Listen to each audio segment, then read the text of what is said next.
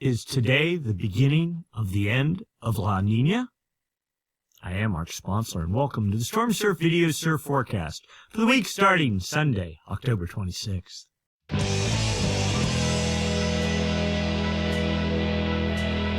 Stormsurf, waves, weather, buoys, altimetry, snow, temperatures, El Nino, weather analysis, essential data for outdoor people, all the time. No hype.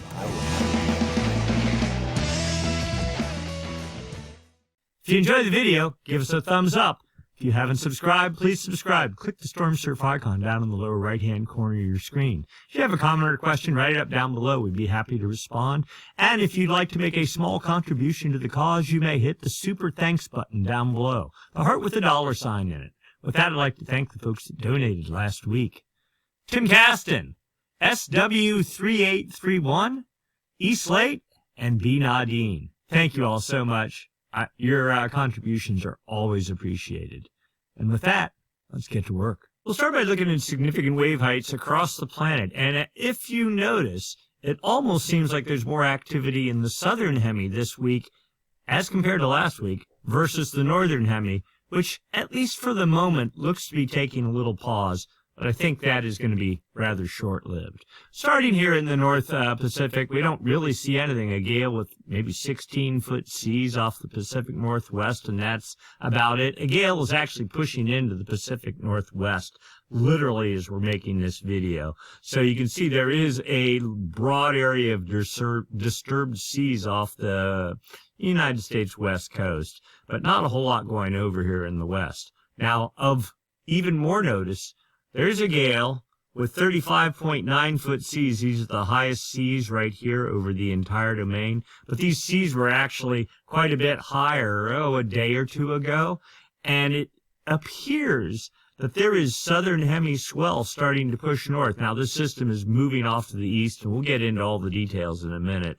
But little sideband swell seems possible for southern California, but more direct swell certainly for South America and Central America. For the North Atlantic, pretty quiet pattern, couple of patches of maybe 18 to 20-foot seas off of Portugal and northwest of Ireland, but not anything particularly impressive. A little bit of a gale here in the South Atlantic producing 24-foot seas, but they're all aimed south towards Antarctica. And another gale in the Indian Ocean with 26-foot seas aimed north and a bit of a swell front starting to develop. So some more hope for Bali and Western Australia. But first off, let's go take a look at current conditions. We're going to look at the buoys. We're going to start up in the Pacific Northwest, the Grays Harbor buoy number 036 off the the border between Oregon and Washington. We're looking at all the energy that's hitting that buoy, all the way up from 33.3 second period energy, which there is none today, all the way down to 5 second period. That'd be just like pure wind chop. We see two little spikes of energy here, one at about probably about 8.9 seconds, 4 feet of energy in that one period band, another little bit at 11.8 feet, again with 4 feet of energy there. We use our algorithm to sort of separate it all out. Oh, this took the two of them and mashed them together. It says 6.8 feet at 12.2 seconds from 277 degrees, making surf at about 8.3 feet. And then secondary energy, 6.9 feet at 8.9 seconds, again from basically the west, 6 feet. So a mix of wind swell and short period ground swell, definitely making for swell energy. Oh, the chop height, 2.6 feet. Yeah, pretty ugly conditions. And anything above about 2.5 feet, not really surfable. We'll take a look when we get down into the California, because things are pretty messed up there too as well, at least in Northern California. So here we go, the San Francisco buoy, 46026. The buoy 029, the Point Reyes buoy, is sort of the go-to buoy. It's been down for 2 weeks now. I wrote CDIP over yesterday, sent them an email, so we'll see if they respond and what they will say in regards to the status of 029 and whether they can get it back up or whether they got to send a boat out there or what's going on. So fingers crossed on that one. Anyway, you can see swell from the gale. It was off of Oregon.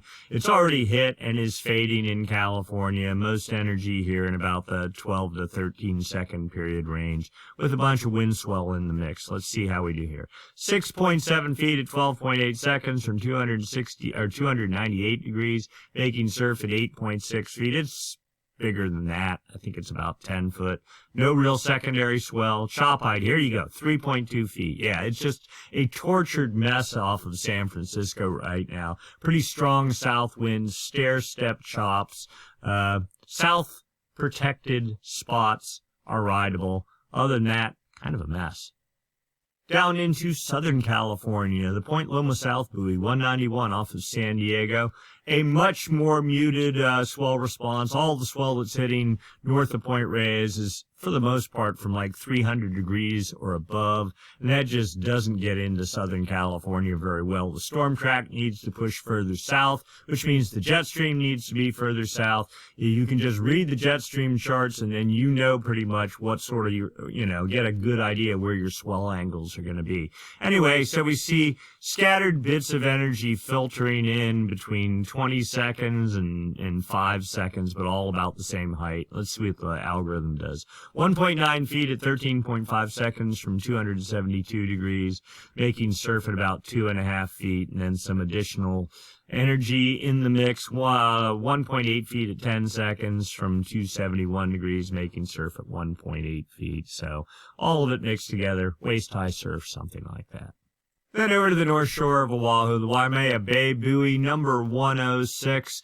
Things settling down there. There was some surf off and on this week, but now that's starting to settle out. You see the spectral energy here all sort of focused in the 10 to 11 second period range. Yep. Primary swell, 3.3 feet, 10.3 seconds from 315 degrees, making surf 3.5 feet, and nothing else really going on. Chop height, 2.4 feet, so maybe a bit of lump in the water there as well. All right, so what has been going on over the past week in the North Pacific? We did have a storm with 49-foot seas. This is on Sunday, so last week's video. That produced swell. Also, another gale this was showing 24-foot seas, but actually was higher than that. So there's 1, 2, and you see a third one develop behind that. So that first swell hit, here's the next swell. It hit on, roughly, you can see it on like Tuesday, Wednesday. Another one behind that, another one behind that. They all have hit, come and gone. You see the energy pushing in on Friday, Saturday. And the final in the system was this gale with 28-foot seas. That's actually better than what the models forecast earlier. So did okay. And this is the one that is currently pushing into the Pacific Northwest coast. You see the swell front hit San Francisco area Sunday morning, like right at sunrise, and is already on the way down with bits of other energy stray running around in the Gulf there. Now, in the South Pacific, we're back a week ago. Things were kind of quiet. You'd almost write it off. And then this little gale developed south of New Zealand on Tuesday, 21st of October, with 29-foot seas. This was more not necessarily a swell producer. It would have been on its own. I mean, just very meager swell.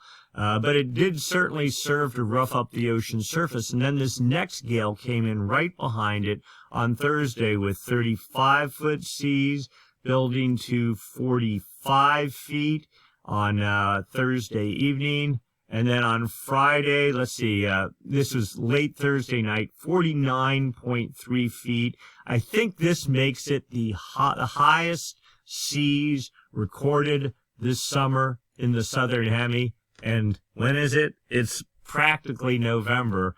The other issue, though, here is notice it's pushing due off to the east, not even a hint of track to the northeast. So into Friday, what do we have? 42-foot seas, 44-foot seas. It actually rebuilt a little bit on Saturday, and then it did start to lift, I think, just a little bit to the northeast. Here we are on Sunday, maybe not much, and that's the current run of the model. So you can see there is a swell front here. I mean, there's the Tahitian Islands, Polynesia area. So a bit of shadowing there, but some energy likely expected up into Southern California, like you said before, and down into Central and South America.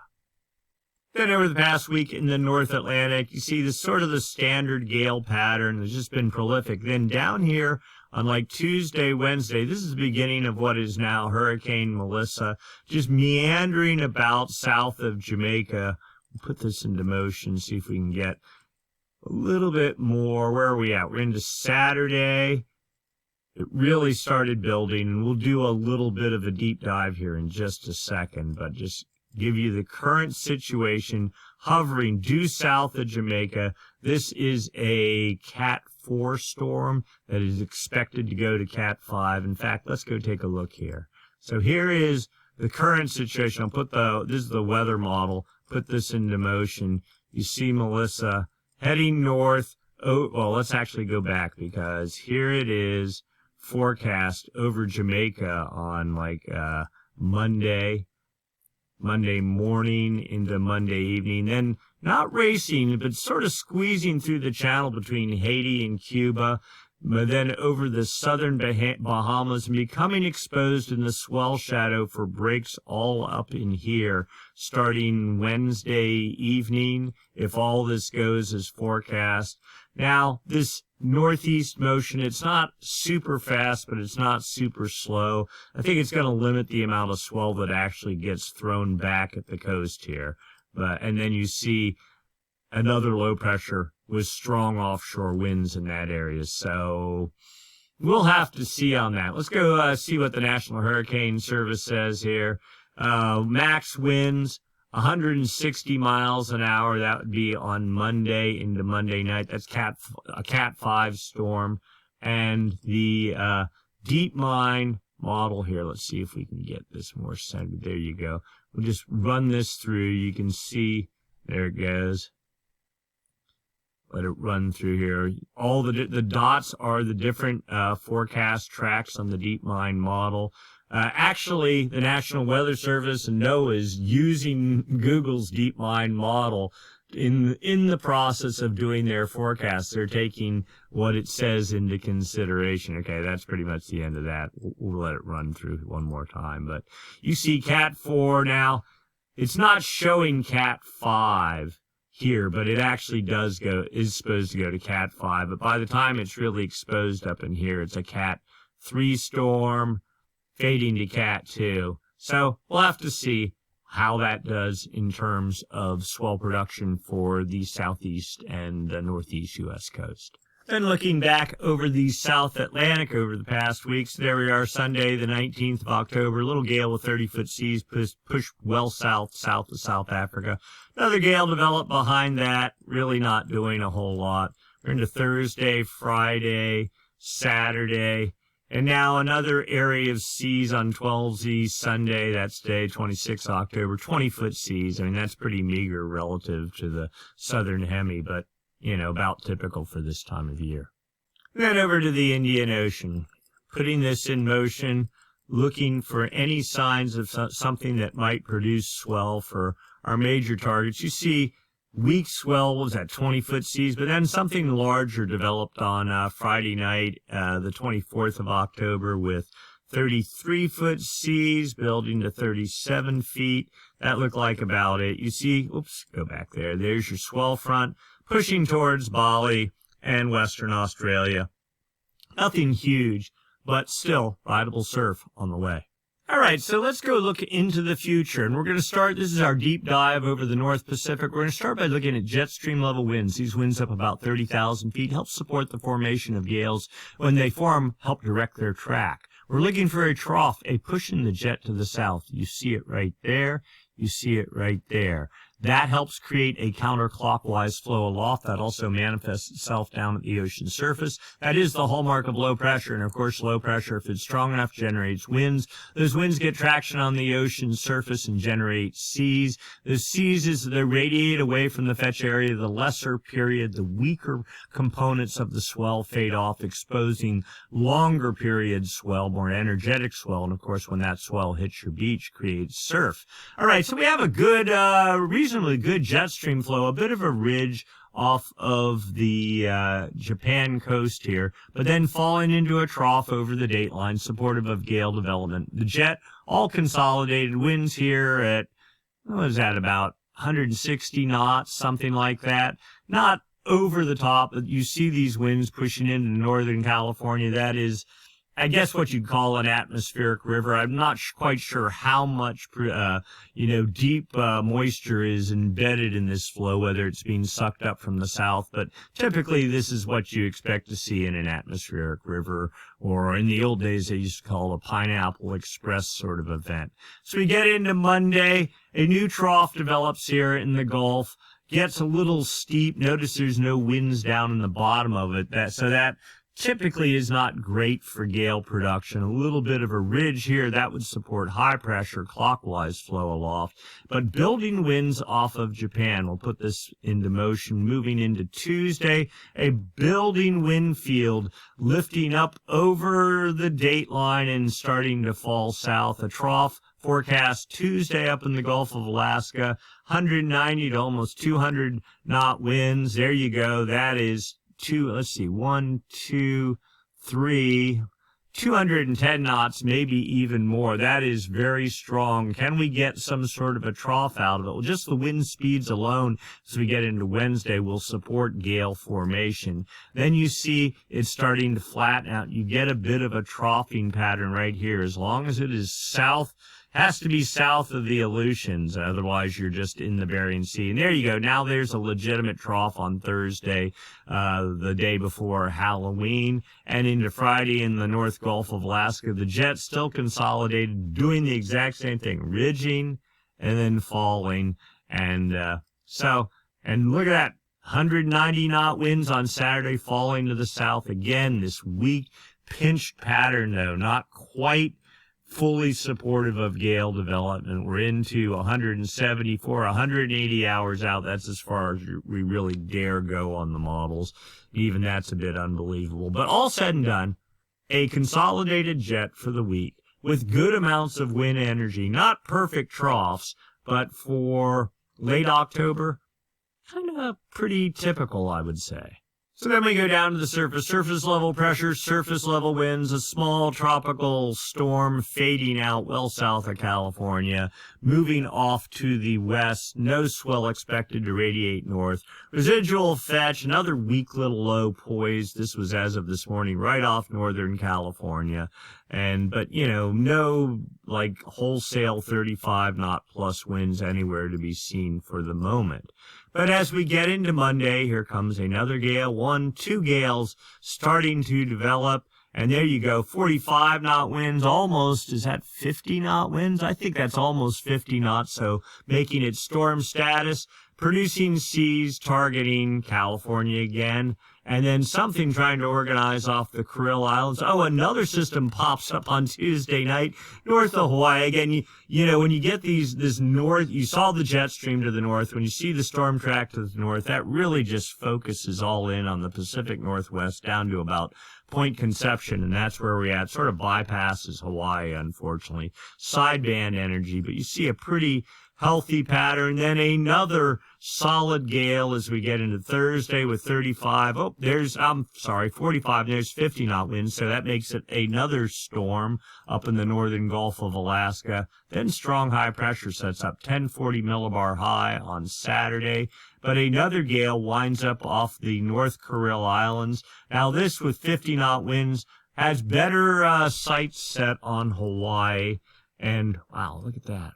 55 knot winds and sort of stalling and then pushing over the date line 180 hours out. This looks fairly solid. Still north of the critical 45 north degree latitude line. So still that very north angled kind of swell thing for Hawaii and the U.S. West Coast. But at this, any swell is better than no swell. And the pattern has been pretty decent, almost seeming semi-normal for the time of year. So we'll just see how this plays out. So what effect are those winds going to have on the ocean surface? Well, we know here on Sunday, not a whole lot happening for the moment. When do we get our first little blip? There we go. Starting on Tuesday, what is that? 33-foot seas, really targeting the Pacific Northwest, but I'm sure sideband swell will work its way down into North and Central California. That building, let's see how high those seas go. 38 feet. 38 feet before pushing into the central Canadian coast. Another one right behind it. Let's see what it does. 26-foot seas. But you see it's all kind of aimed up to the northeast. Probably not a whole lot of energy pushing into California.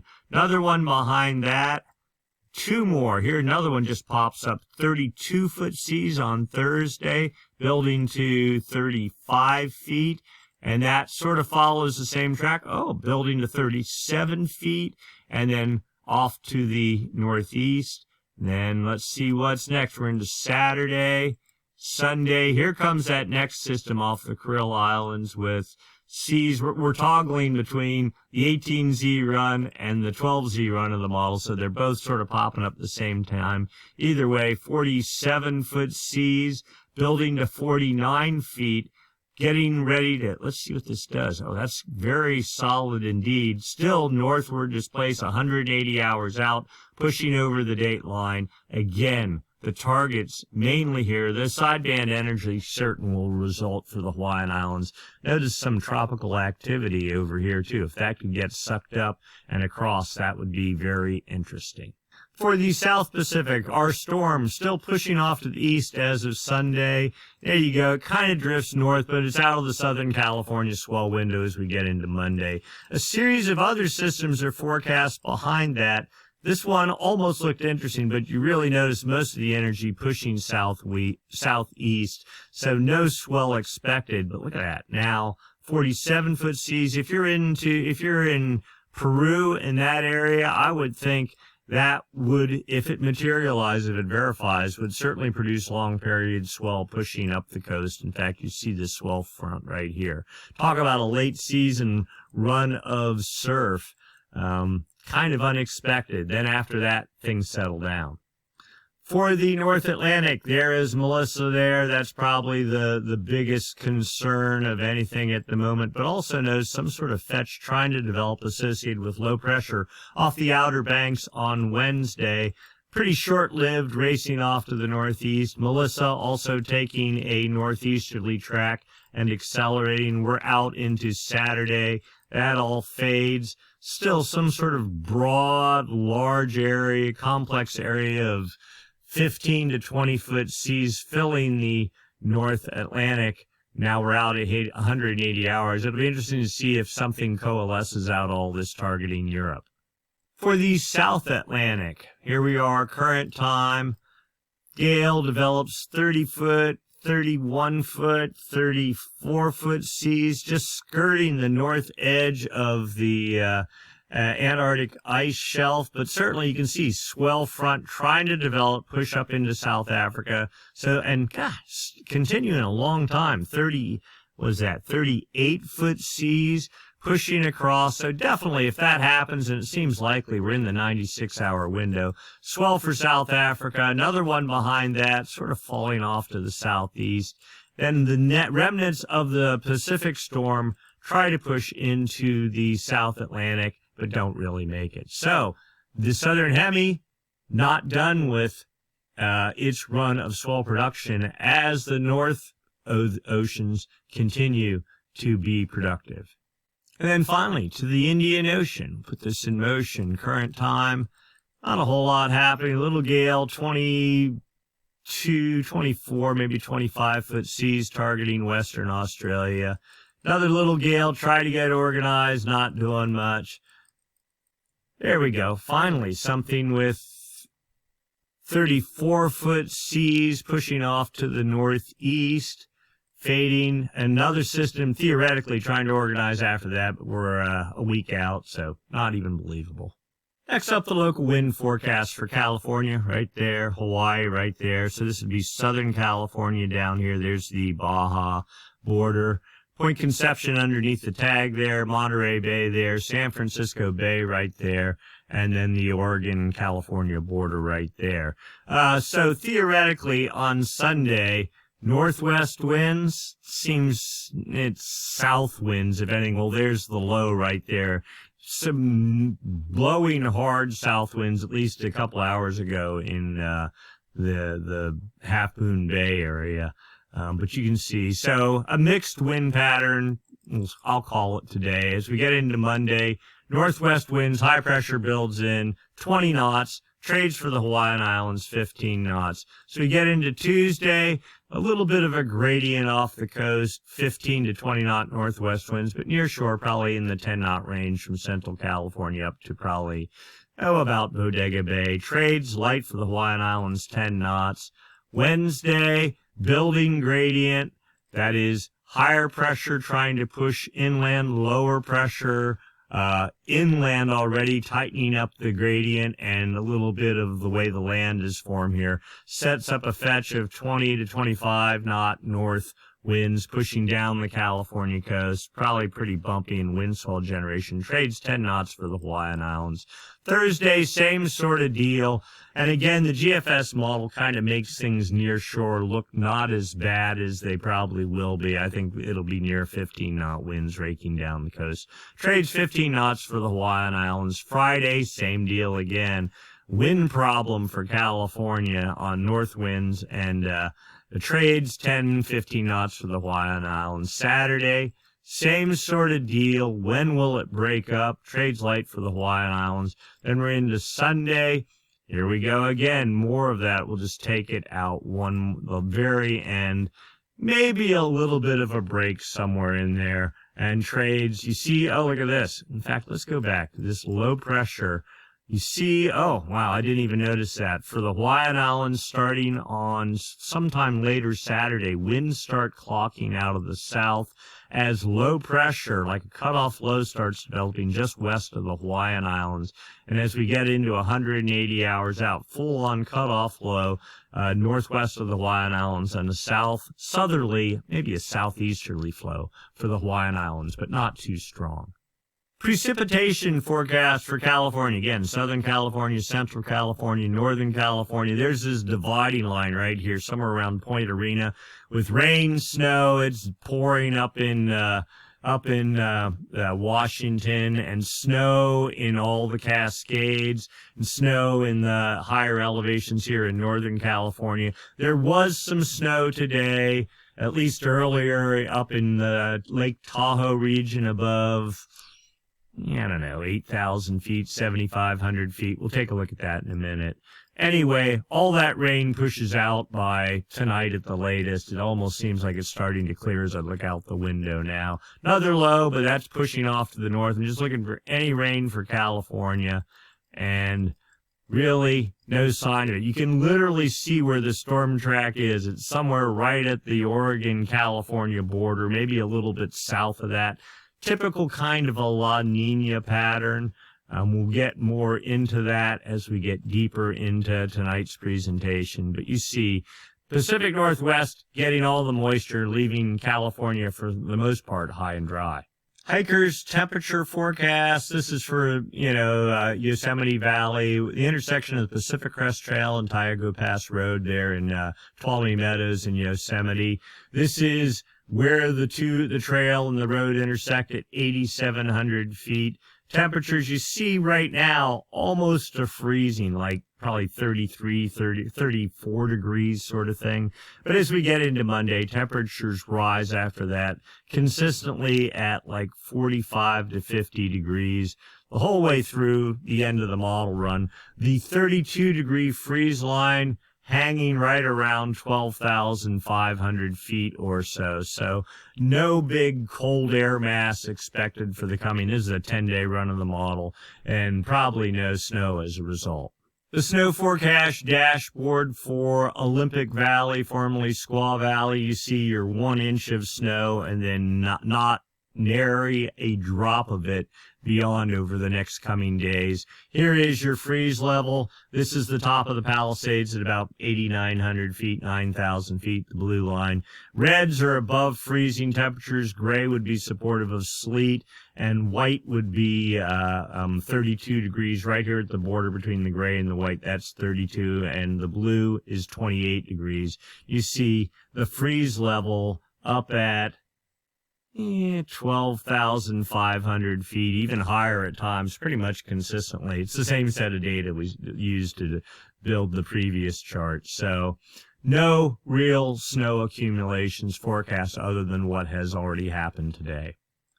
And finally, the surf forecast, spot forecast for the Columbia River area there at the intersection of Oregon and Washington. Surf heights big today, 17 feet, but falling off pretty quickly. That was actually as of this morning. You see it's right now about, 5 o'clock, 10-foot surf. That's about what we saw on the buoys. And I think it was 8.5 feet or something like that, but you get the general idea. Surf heights on Monday in the 7 to 8 foot range, dropping out on Tuesday, back up on Wednesday into 15 feet, falling down. Another little spurt on Friday into Saturday up to 20 feet, and then dropping down on Sunday. Winds, and not horrible, a little burst of 31 foot or 31 knot winds out of the south, but all in all, not horrible. Let's go look at some swell heights.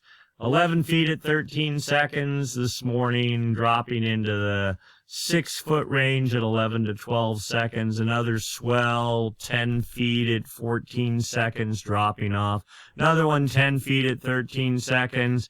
And then, oh, look at that, 0.6 feet at 20 seconds. That's coming from the south, too. That's that southern hemiswell. When we get to the Southern California one, we'll see that more prominently. And then 13 feet at 16 seconds. So certainly no shortage of swell for the Pacific Northwest.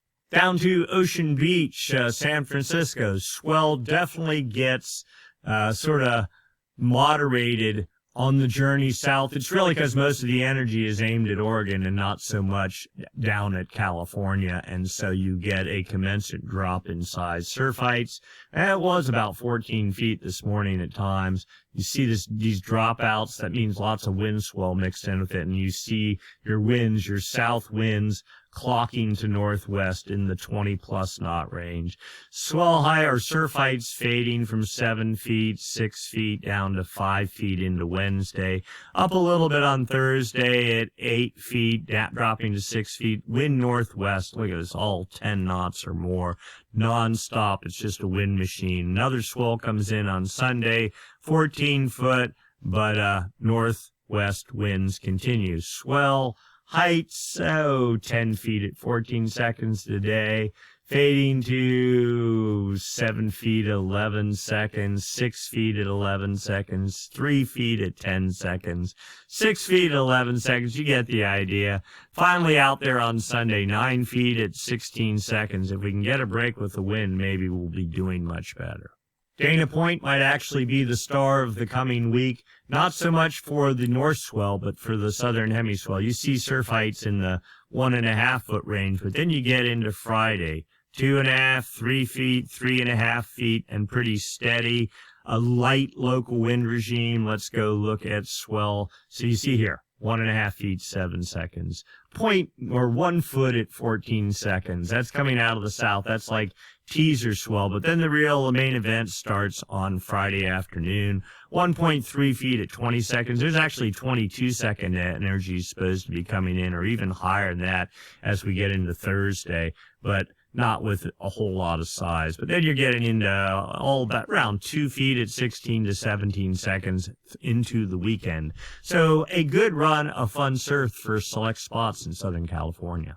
North shore of Oahu, 3-foot surf on Sunday, up to maybe 4 feet on Monday into Tuesday, up to maybe 5 feet on Wednesday, and then fading from there, and then another little shot as we get into Sunday in the 8-foot range. Swell heights, 3 feet at 10 seconds, so it's wind swell right now. 3 feet at 10 to 11 seconds, more north wind swell here. You can see that.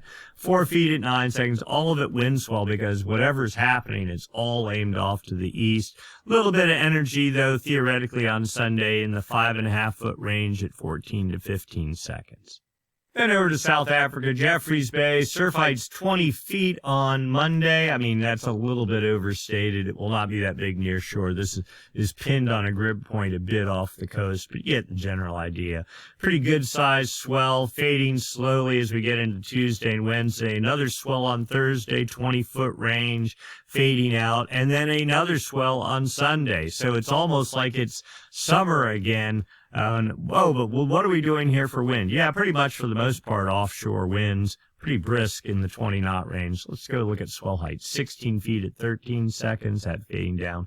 14 feet at 16 seconds on Thursday, that fade out. Another one at 14 on Saturday. So no lack of swell there. And then finally to Bali, surf heights 3 feet, building to 4 to 5 plus feet on Wednesday and Thursday, up to 8 feet on Friday, dropping off only to return again in the 8-foot range on Sunday. Let's go look at swell heights. Not a bad deal at all. 3 feet at 11 seconds, 3.5 feet at 14 seconds, 5 feet at 15 seconds, another 5.5 feet at 14 plus seconds. So a good run of swell for the Indian Ocean. So let's go take a look long term. We're going to examine the two major weather oscillations that affect the potential for swell and surf in the Pacific Ocean. That is the MJO, the Madden-Julian Oscillation, and ENSO, the El Nino Southern Oscillation. We're going to start with the MJO, the Madden-Julian Oscillation. It is a weather pattern that has two phases, the active phase and the inactive phase. The active phase and the inactive phase rotate around the planet west to east on the equator. The active phase is like a low-pressure system. The inactive phase like a high-pressure system. The active phase is our friend because it's a low-pressure system, takes warm, moist air at the ocean surface, lifts it aloft. That warm, moist air gets caught by the jet stream, energizing the jet stream and making it stronger, making it more capable of digging out troughs and supporting storm development. The inactive phase of the MJO, conversely, is like a high-pressure system. It creates falling air that falls south, or that falls down, dry air. It steals energy for the jet stream, and the jet stream gets weak and doesn't support gale development. So, the active phase on one side of the planet, the inactive phase on the other. So it's when the active, and they rotate around the planet west-east on the equator. When the active phase, I'll say here, when the active phase moves across the Pacific, that is when the magic happens, or even when it's just west of the Pacific. So like over the maritime continent starting to move into the West Pacific, that's when it does its best at imparting energy to the jet stream and fueling storm development. It also affects winds down at the ocean surface because the active phase is like a low pressure system and trades are generated by high pressure.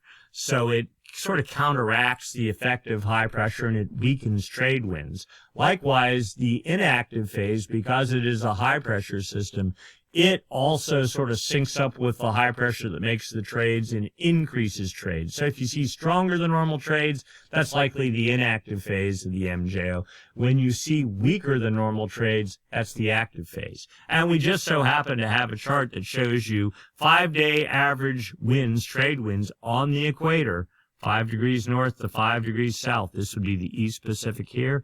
There is the equator. That is New Guinea there. That is the date line right there. So you just look at the arrows and go, gosh, they're strong out of the east. That's trade winds. Strong trades in the East Pacific over the Central Pacific and really pretty strong here in the West Pacific. Just eyeballing it, it looks like the inactive phase of the MJO. But really, it's not the actual wind speeds, it's the anomaly, the difference from normal for this time of year.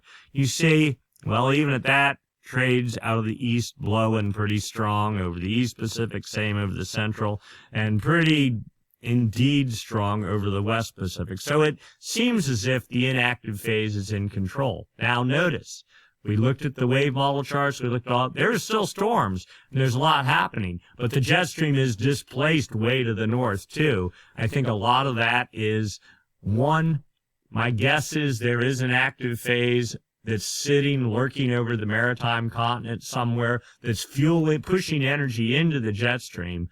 But over the Pacific proper, the inactive phase is in control, pushing the jet north. A stronger jet wants to fall south, but it's not getting the opportunity yet. But that could be a very good sign, given a little bit of time. Let's keep digging.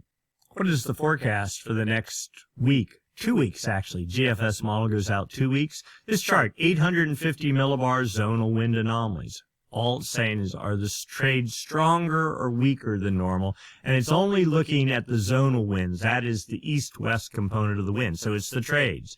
Blues would be stronger than normal trades. Reds would be strong or weaker than normal trades, what they call negative anomalies or westerly anomalies. Now, this is the whole planet, though. 180 is the date line. We know where the date line is in the Pacific. The far west Pacific starts at about 125 east. So right there. And the key area where you want westerly anomalies is in the entrance to the Pacific to about 170 west. Okay, that's the ideal setup. So right now, you can see, here we are, the date line, strong easterly anomalies, inactive phase in control. But notice this. Westerly anomalies also equally strong over the maritime continent. So pretty much like what I was saying just a bit ago. This is fueling the jet stream, but then it hits it. There's these easterly anomalies are displacing the jet a bit to the north, and that's exactly what we're seeing on the charts. Now, here's the good news, and here's what the sort of the title of the video was teasing at. Notice the westerly anomalies pushing into the far west Pacific, almost reaching the date line a week from now. In fact, they are knocking on the door to the West Pacific literally today. In the next 2 days, we should start seeing the beginning of a change. Now, it'll take a week or two for this to really manifest itself in the jet stream, but you see the beginnings and the underpinnings of almost what, I don't know if I want to say a westerly wind burst, but westerly anomalies building solidly over the western half of the Kelvin wave generation area, the main area we're interested. And easterly anomalies getting displaced almost east of the date line. This might be the beginnings of something a bit interesting. Let's keep digging. Okay, here's the Madden-Julian Oscillation. The other thing that this, rising and falling air, high pressure, lower than normal pressure, it takes warm, moist air at the ocean surface, the active phase does, lifts it aloft. That warm, moist air, as it gets high enough in the atmosphere, condenses and creates clouds. And this pattern, the active phase or the inactive phase, takes like 4 to 6 weeks to make its way across the Pacific, South America, Central America, New Guinea, the equator right there, date line right there. This blue negative anomalies means less sunlight bouncing off the ocean surface. This means active phase of the MJO, our friend. And literally, as of today, it's already showing that it's building over the West Pacific, according to the statistic model. 5 days from now, building more, holding 10 days from now, and 2 weeks from now. So we're right on the edge of finally a real active phase showing up in the West Pacific, according to the statistic model. The dynamic model, yay, it's saying the same thing. Maybe not quite as strong, but still showing a solid active phase filling the Kelvin wave generation area. There's the statistic model. There's the dynamic model, last frame. They are looking pretty close to one another. So it appears that we're poised to begin moving into a good pattern for storm production for the Pacific Ocean.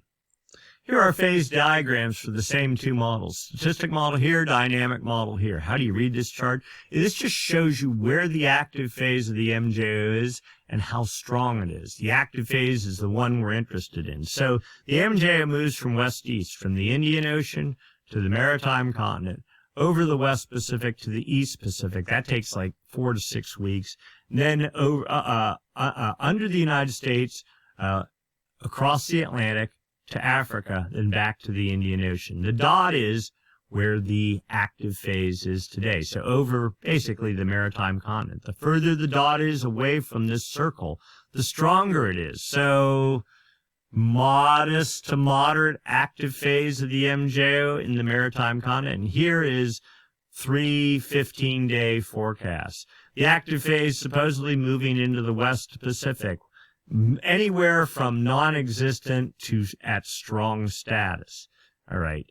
The dynamic model says same thing position-wise, but maybe it's more favoring probably that branch of the statistic model. But then it shows the last couple of days that the active phase actually starts building, still weak to modest as it moves into the West Pacific. So we'll have to see how this plays out. But all in all, things starting to turn favorable. Now, here's another chart outgoing. This is 850 millibars zonal wind anomalies from the CFS model. This goes out 1 month here, okay, from October to November. Whole planet again, the blues easterly anomalies, the reds westerly anomalies. But this chart shows the actual MJO itself, the solid black line. Here, a dotted black line. That is the inactive phase, solid phase, active. All right. Date line, right, this is the whole planet on one chart, though. Date line right there at 180, and the far West Pacific starts at 125 east. So the area we're really interested in is right here. So today, and here is today, inactive phase in control over the date line with strong easterly anomalies, but literally starting 125 east. So right there, literally today, westerly anomalies are theoretically starting to build in the West Pacific, and the beginning of the active phase starts moving into the West Pacific a day or two from now with 2 contours and makes a full circuit the whole way across the Pacific and south of California. California is at 122 west. About, what is that, 1, 2, 3, 4 weeks from now. So this is a classic 4 weeks for the MJO, be it inactive or active, to traverse from the West Pacific to the East Pacific. During this active phase, right somewhere around in here, I would say in between a week from now to 3 weeks from now, is a big target for potential swell production. So keep that in mind. Let's go look at some more models. This is the CFS model going out 3 months. Past performance is down here. The forecast is up here. Date line runs right up the middle here. You can see the preponderance of blues. That would be easterly anomalies, inactive phase. You see these little pokes of yellows. That'd be westerly anomalies. But the MJO has just been exceedingly weak. But all of a sudden, deeper shades of orange. Now, again, the far West Pacific starts right about there. So in the next day or two, a little bit of westerly anomalies, but filling most of the West Pacific, then a little bit of some sort of a moderation of that. And then now the model's saying as we get into December and January, a much stronger bout of westerly anomalies. Let's overlay the MJO, see if we can get some set. There we go. All right, so here is the dotted contour, our inactive phase of the MJO that's in control right now. The active contour, literally like in the next day or two, is forecast moving into the West Pacific, and then 1, 2, 3 contours setting up. We haven't had a 3 contour active MJO since March or something like that. We could go back in time and see. Anyway, so that continues the whole way into about Thanksgiving. So this is your big sweet spot right here for storm production, the whole way into about Thanksgiving, something like that. Then things settle down for another couple of weeks. And then as you get into, well, let's see, the far West Pacific right about there. So about the second week in December, the machine theoretically is to fire up again and last the whole way into the end of January. This is looking amazingly good. Let's overlay the low-pass filter. So this is, on top of all that, the dotted contour is a high-pressure bias. This is your La Nina pattern. The dark contour, or the non-hatched contour, is like the low pressure bias, your tendency towards El Nino. When you are in El Nino, this guy here is sitting right over the date line, and this high pressure bias is sitting over here. We're watching this model carefully, every run of it, because now today's run, or this particular run, not so favorable, but they've been showing this high pressure bias literally fading out somewhere starting in mid-December, with the low pressure bias working its way into the West Pacific. So when in the title of the video, I said, well, do you think that La Nina is fading, and is today the beginning of it with this first pulse of the active phase of the MJO? And what I'm really looking at is these two contours and them moving off to the east, the dotted and the solid contour here. If that happens, and the models, this one's not showing it, but for the past 4 days it had been showing it, the suspicion is that La Nina, as you get to about Christmas time, is just going to be completely collapsed, and that this active phase of the MJO right here is the kickoff to the demise of La Nina. We'll take it. So now we go into the El Nino, La Nina, the ENSO portion of the discussion. We're going to start by looking at subsurface water temperatures. West Pacific here, East Pacific here. If you have El Nino, you get warm water in the East Pacific and cooler water in the West Pacific. If you have La Nina, like where we currently are, all your warm water, you can see the reds, all in the West Pacific, cooler water in the East Pacific. We are looking at the 29 degrees centigrade isotherm. Oh, and these are here, these little dots of X's. These are the anchor lines on the TAO buoys strung the whole way across the Pacific on the equator. The X's are individual sensors. They read the data. You then get use a model to fill in the gaps. You get a profile where your warm and cool water is at. The 29 degree isotherm, 29 centigrade, backtracking to 171 east. It was at 175, maybe even more than that at one point.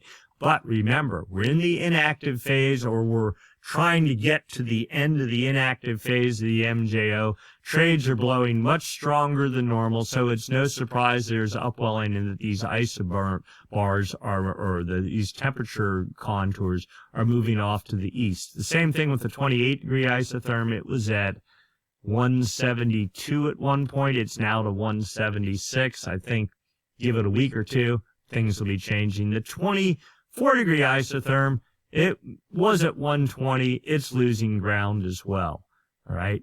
But it is not the actual temperatures as always. It's the anomalies.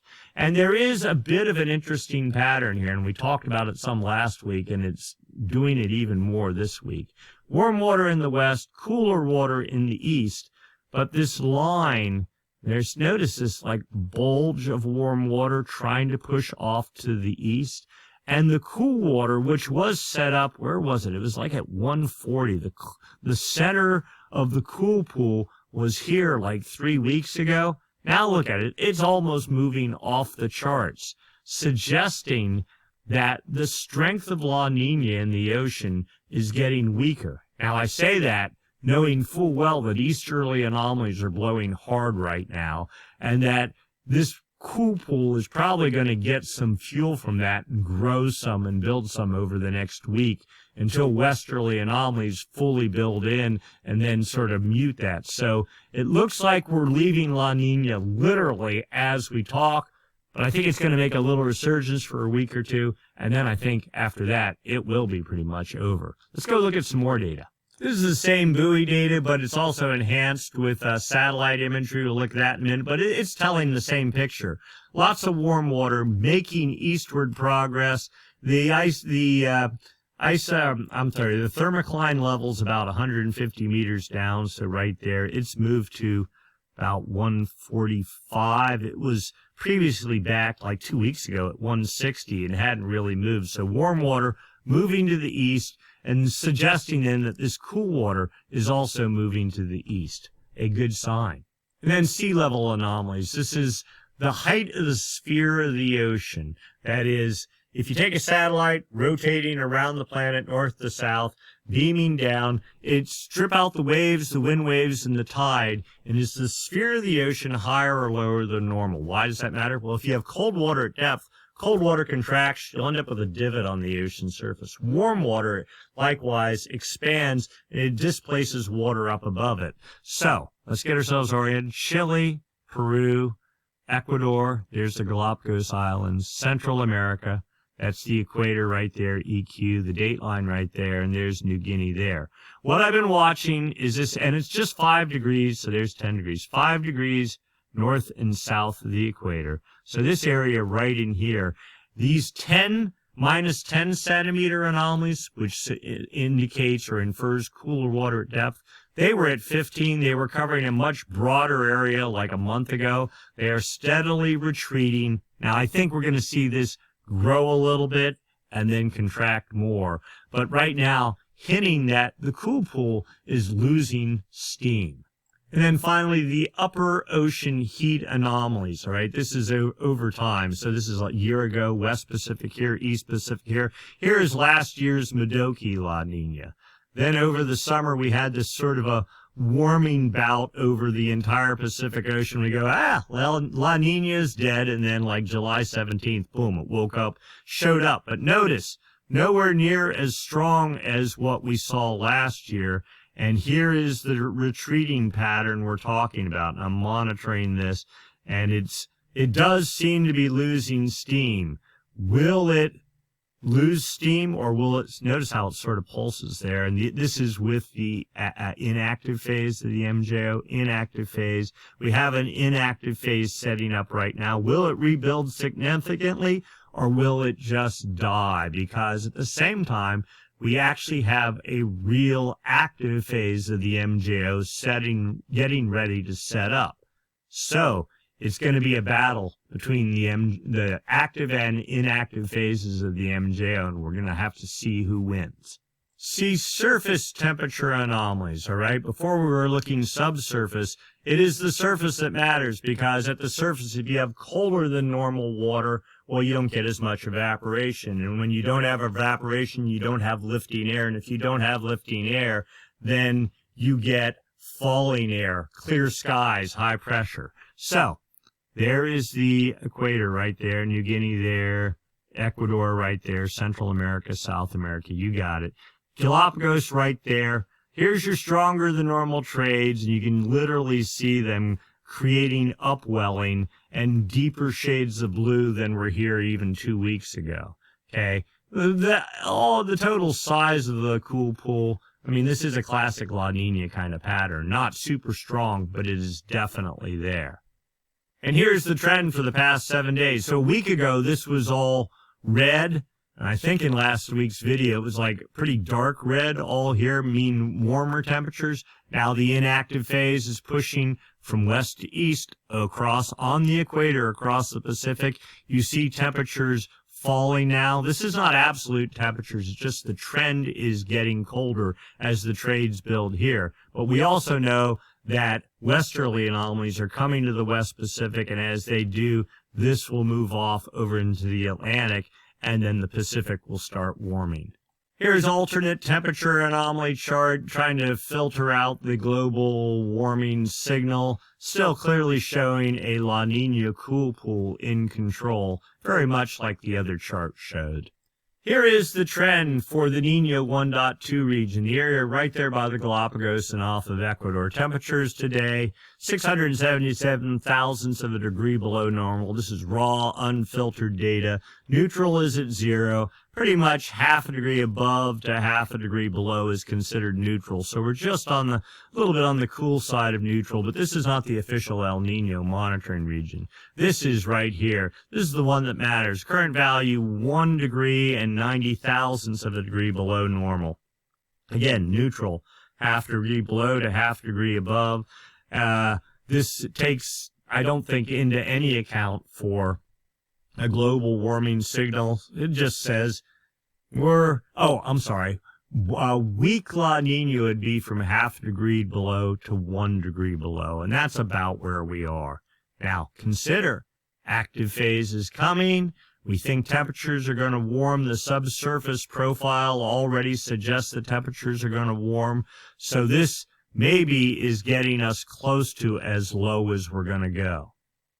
So here is corrected data, weekly data, hard data. This is the Nino 3.4 region right here. Here's the absolute temperatures, and here's the difference from normal. So for the week of October 15th, 0.6 of a degree below normal. Half a degree is the cutoff for being neutral. So you see we were on the cool side of neutral for July all the way through here. And now today, one reading, the first reading, 0.1 of a degree below neutral, officially in La Nina-ish territory. Again, the question is, will the active phase just put a squash on all this and temperatures start rising? We think we're like a day off from that.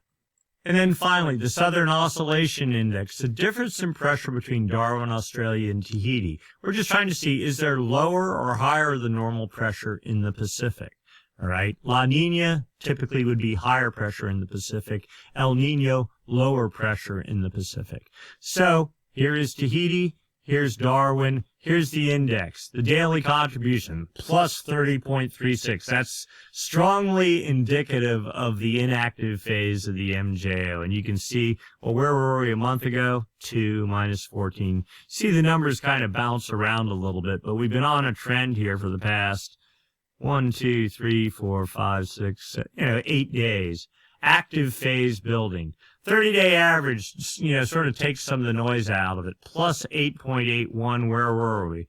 We were down at about neutral somewhere in the first week of October, and prior to that, 1.87. So the index rising, suggestive inactive phase of the MJO in control. And now the 90-day average SOI. This is your El Nino La Nina indicator. Plus 4.31. That's nothing, right? If it's up at 12 to 15, then you're in La Nina territory. Where were we a month ago? 3.33. So it rose a little, it fell a little, it's rising a little, but still hovering around. Let's go look at this data on a graph. All right, so here's the 30-day running average of the SOI. Here is the high side of neutral. Here's the low side of neutral. Here's today's value, and you see where we've been since May. Pretty much the MJO has been sound asleep, and now it's just starting to wake up towards in the inactive direction, but we already know the active phase is right behind it. So I don't know how high this is really going to go before it starts crashing. Maybe it'll go up another 5 days or something like that, and then it's going to start falling. The active phase of the MJO are these falling spikes. The inactive phase are the rising spikes. So you can see how it vacillates over, like a 4-week period. It's pretty typical of the MJO, right? Good indicator of that. So what's the forecast have for us? Raw data from the CFS model. Holding tight, saying in somewhere about November 15th, the temperatures are going to get as cold as they're going to get at about 0.95 of a degree. Okay, this is corrected. Some of the other data we've been looking at is raw. And after that, rising, and La Nina is gone by, officially you're in neutral territory as you get, so this would be January 15th. So this would be right around Christmas. That would be our Christmas present, is the demise of La Nina. But again, is this what I call it? Is this the beginning of the end of La Nina? I think this active phase of the MJO that's setting up right now literally is the beginning of the end. Let's go look at one more. So this is the PDF corrected version of the chart. It shows temperatures only going down to 0.8, something like that, and then rising from there, but the same sort of pattern. I think the awakening of the MJO and the beginning of the active, well, this inactive phase and then the active phase is trying to tell us something. And that is, our La Nina has been very weak this year, whatever La Nina we have since January. And I don't think it's going to take much to kick it out the door. And I think the awakening of the MJO and the building of warming temperatures subsurface and just the strength of the jet stream and everything is sort of pointing in the direction that this La Nina, the models have been saying it actually for months, that it isn't going to last long at all. Well, I think we're like a month from it being gone, if even that, and that the awakening of the MJO, as we're seeing it now, is the first part of the machine that's going to kick La Nina out the door. Now, does that mean we're going into El Nino this winter? No, definitely not. Does it mean that we're going to have a sudden shift of rainfall down into Southern California as we get into January? No, probably not. The problem is the atmosphere is a big boat. It takes a long time to turn. Like, even if this active phase of the MGO really gets things kicked off, let's say in the early part of November, it takes 3 months for a significant change to show up in the jet. So that would be November, December. It'd be the end of January till you'd start seeing something. And even then, that's probably an optimistic view unless some really strong pattern sets up active. And we're not seeing that. So my guess is this disposition of the Pacific Ocean for this coming winter is still going to be La Nina, neutral biased La Nina is what I'd say. With all the things that infers, this means lack of rainfall into California, not probably a northward displaced jet stream. Even when the westerly anomalies start building, it's going to take a while to push the jet further south. So that doesn't bode particularly well for this winter's surf pattern. But, towards the February timeframe, we maybe could be surprised if another good, strong, active phase of the MJO shows up. Things could really change on a dime, and I've seen it happen. So I'm not holding out hope that it's going to, but it seems like maybe as we get into the January, February time frame, things could start getting a little bit better in terms of surf and rainfall potential. We'll just have to see. But for right now, hey, Jetstream looking solid. A whole series of gales are forecast, creating swell. You just got to find someplace that can catch a really north-angled swell and then make the most of it and not have a bunch of wind associated with it and rain and everything else at the same time. So kind of a tall order, but we'll see. Do the best you can do. All right, so that's our forecast for this week. If you enjoyed it, please give us a thumbs up. If you haven't subscribed, please subscribe. Click the Stormsurf icon in the lower right-hand corner of your screen. Comments or questions, write them up down below. We'd be happy to answer them. Or just tell me how the surf is where you live. I always appreciate getting reports from folks. And then finally, if you'd like to make a small contribution to the cause, you may hit the super thanks button down below. The heart with a $sign in it. With that, we are done for this week. We'll do it again next week. Same time, same channel. Thanks so much for watching. See you soon.